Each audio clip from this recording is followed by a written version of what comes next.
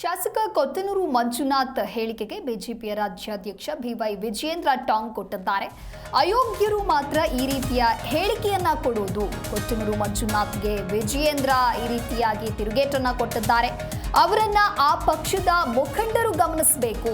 ದೇಶದ್ರೋಹಿಗಳಿಗೆ ಬೆಂಬಲ ನೀಡೋದು ದೊಡ್ಡ ಅಪರಾಧ. ಇಂತಹ ಸಂದರ್ಭಗಳಲ್ಲಿ ದೇಶದ ಪರ ನಿಲ್ಲಬೇಕು ಅಂತ ಹೇಳಿ ತುಮಕೂರಿನಲ್ಲಿ ಬಿವೈ ವಿಜಯೇಂದ್ರ ಹೇಳಿಕೆ ಕೊಟ್ಟಿದ್ದಾರೆ. ಹೇಳಿಕೆಗಳನ್ನು ನೀಡ್ತಕ್ಕಂಥದ್ದು ನಮ್ಮ ಯೋಧರಿಗೆ ಅಪಮಾನ ಮಾಡಿದ ಹಾಗೆ.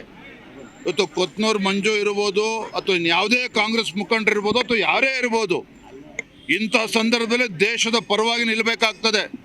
ದೇಶದ್ರೋಹಿ ಕೆಲಸ ಮಾಡಬಾರ್ದು, ದೇಶದ ವಿರುದ್ಧ ಹೇಳಿಕೆಯನ್ನು ಕೊಡಬಾರ್ದು, ಪಾಕಿಸ್ತಾನದ ಪರವಾಗೂ ಕೂಡ ಹೇಳಿಕೆಯನ್ನು ಕೊಡಬಾರ್ದು.